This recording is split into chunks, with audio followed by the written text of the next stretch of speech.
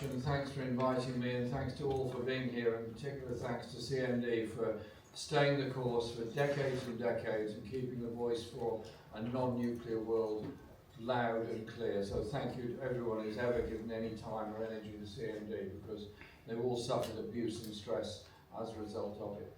I went to Japan in August for the first time on behalf of CND, but hasten to add I paid my own fare. CND could absolutely not afford that fare. And I was deeply moved by the whole experience of being there. I obviously spent my life campaigning against nuclear weapons. I joined CND when I was 14 or 15, something like that.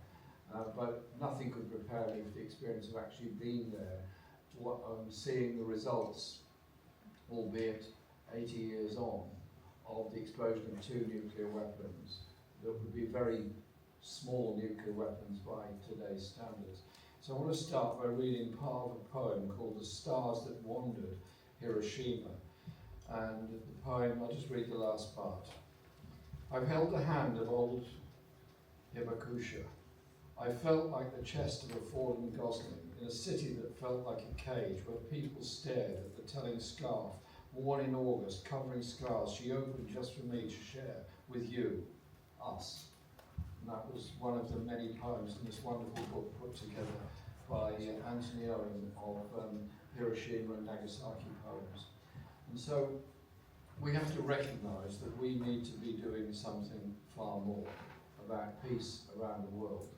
We're into a completely mad phase where there are major hot conflicts going on several continents around the world. And the whole narrative in our media, the whole narrative in political debate is one of war, arms, increased defence expenditure, and the prices paid, as ever, by the poorest, by the most vulnerable, by the societies that can least afford it.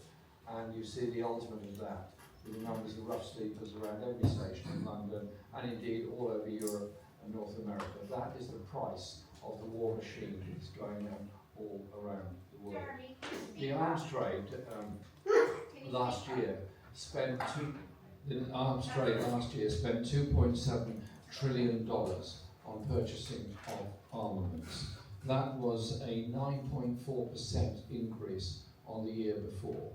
And the profit levels of all the arms companies goes up and up every year. Arms expenditure is all public expenditure. It's all money not spent on health, on housing, on environment, on education, or anything else that gives people real security. And then you look at the wars that we're going through at the moment. Ben has spoken brilliantly, and I pay absolute respect and tribute to Palestine Solidarity for their single-minded focus on ensuring that we all understand the horror of the continued occupation of Palestine, and to organise all the demonstrations despite enormous personal attacks and personal costs. Ben, well done you and all the team for all that you put up with.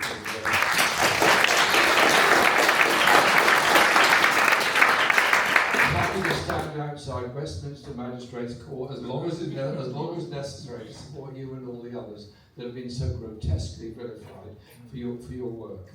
60,000 people and more have already died in Gaza. 300 have died since the so-called ceasefire. 1,500 have been killed on the West Bank.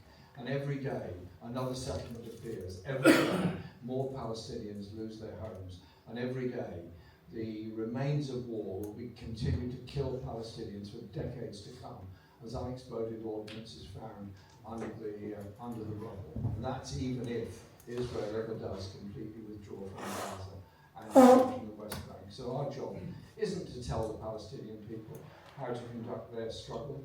Our job is solidarity with the Palestinian people so they can decide their own future, which we can support and hope that they enjoy a future of peace. Because there's a bit of a traditional, almost imperialist mentality amongst some people around the world that they think by supporting somebody else's struggle they can tell them how to conduct it. No, our job is to show solidarity with the people of Palestine, and that I think is an important principle to adopt. And so the big role in this is being to continue to supply weapons, and I am sceptical when the Minister of Defence Ministry of Defence tells me they're no longer overflying Gaza to assist Israel with its security information. Because I checked this up with people in Cyprus, and they're making a note of all the planes that are taking off. So I think the evidence is clearly there.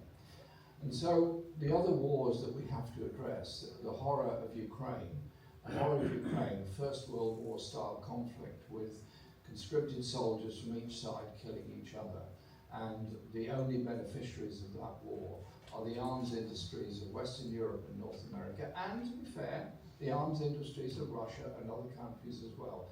Arms industries know no national boundaries, they're only interested in selling weapons of mass destruction. I've been reading very carefully the latest proposal for Ukraine, the 21, 22 or 28 points or whatever it is. I read them all very carefully last night. Interestingly, Al Jazeera presented them in a very neutral and very detailed way. The BBC, as ever, couldn't resist a comment at each point. So instead of giving information, they gave us the benefit of the BBC's thought process on these matters, which frankly I could do without. But whilst I don't know what the outcome would be, I actually want a ceasefire. I want to see an end to the killing. I want to see a stop to the conflict. And obviously hope that that happens. I think the most significant point in all the points is that Trump's proposals include a specific reference to NATO not being in Ukraine, and even more significantly, when you think it's coming from Trump, is an adherence to the Nuclear Non-Proliferation Treaty by Ukraine as a non-nuclear state.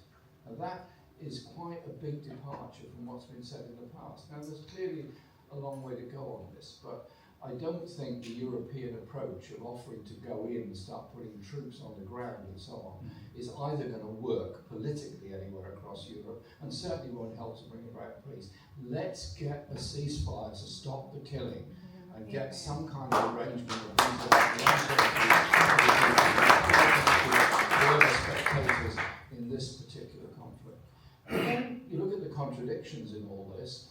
It's the same Trump administration and the same US administration that is now putting aircraft carriers, planes, and demanding more bases in the Caribbean in order to attack Venezuela, attack Colombia, and criticize and attack the people of Ecuador for protecting their constitution against having foreign bases on their territory. So there are serious dangers around the world. But we are an organisation based in the UK. We obviously have strong international connections, and that international peace movements are absolutely essential. It's wonderful to have comrades on from other parts of the world.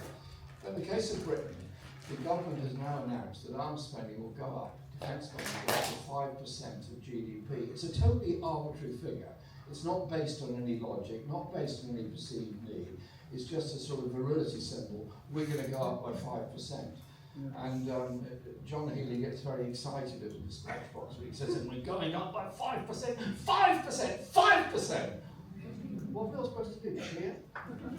It sort of reminds me of the sort of madness of the building the dreadnoughts before the First World War. We want 8 and we won't wait. Nobody had ever heard of a dreadnought till this slogan got going. It's this sort of madness, gathering swine rush to go into war and go into conflict. And then they go on to say Britain must be arms ready. And we're now apparently going to have state-built arms manufacturing companies to provide the necessary bullets for the rifles that we import from the USA or wherever else. Well, there was somebody who once was the leader of the Labour Party who had a completely crazy idea of a state-owned pharmaceutical company to undercut Big Pharma to the National Health Service and export them at cost price to countries that need them. We can, could and should do things very, very differently.